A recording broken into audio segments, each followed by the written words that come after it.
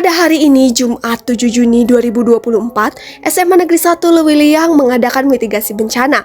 Acara ini bertujuan untuk meningkatkan kesadaran dan kesiapan para siswa untuk menghadapi berbagai jenis bencana yang mungkin saja terjadi di sekitar mereka.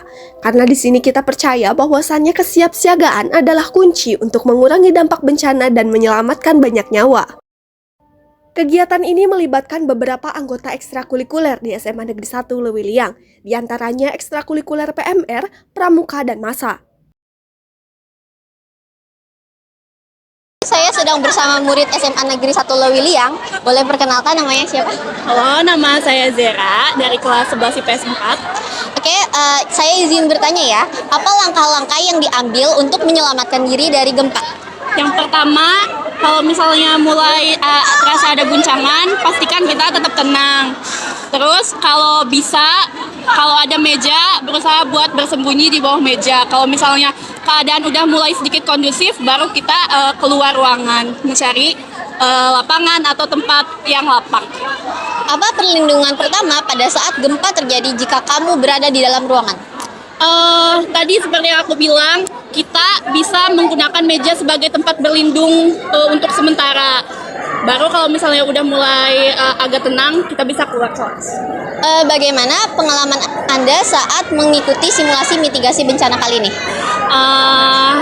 Menyenangkan, cukup menarik karena ini first time ya buat aku, kayak pengalaman pertama yang sangat-sangat pastinya bakal membekas banget di ingatan aku.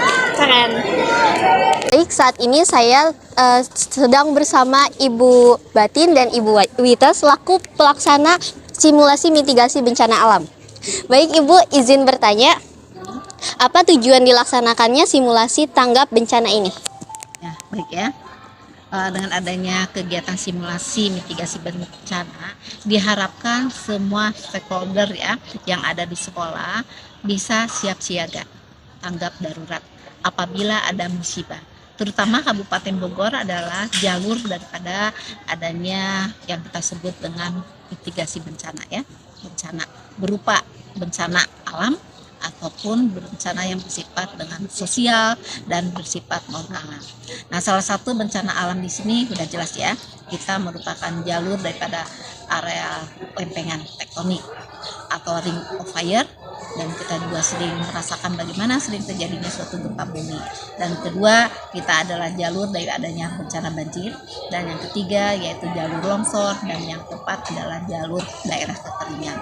Nah itu ya tujuannya, biar semua siswa, guru, yang stakeholder yang ada di sekolah bisa merasakan apa yang terjadi apabila terjadi bencana.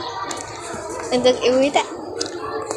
Ya, jadi untuk simulasi ini agar mempersiapkan khususnya warga sekolah semuanya agar jika terjadi bencana tersebut kita sudah tahu apa yang harus kita lakukan.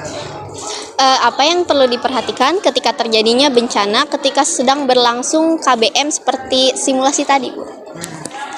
Ya, yang perlu diperhatikan ya kita harus tahu ya, ada 4 bagian daripada tahapan bencana tadi.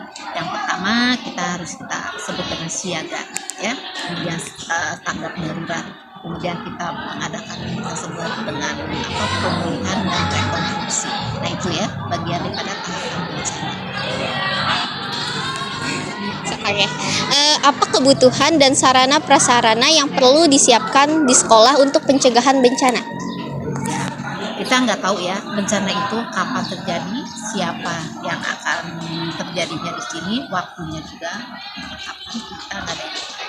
Tapi kita di sini sebagai bagian daripada wilayah rawan bencana berarti harus menyiapkan siaga ya di sini. Ibu. Untuk keamanan ya, harusnya kan kita juga kalau itu harus mempersiapkan semuanya dari segi kesehatannya, dari segi keamanannya, agar semuanya bisa tidak menjadi korban. Yang terakhir ya Bu, apa harapan Ibu terkait simulasi mitigasi bencana ini? Alhamdulillah ya, dengan adanya latihan simulasi mitigasi bencana diharapkan kita selalu waspada tanggap darurat ya, karena wilayah Indonesia adalah wilayah rawan bencana, khususnya adalah Kabupaten Bogor. Sekian Semanel News Update kali ini. Tetaplah waspada terhadap bencana di sekitar Anda. Saya Aulia Ismawati pamit undur diri. Terima kasih. Wassalamualaikum warahmatullahi wabarakatuh.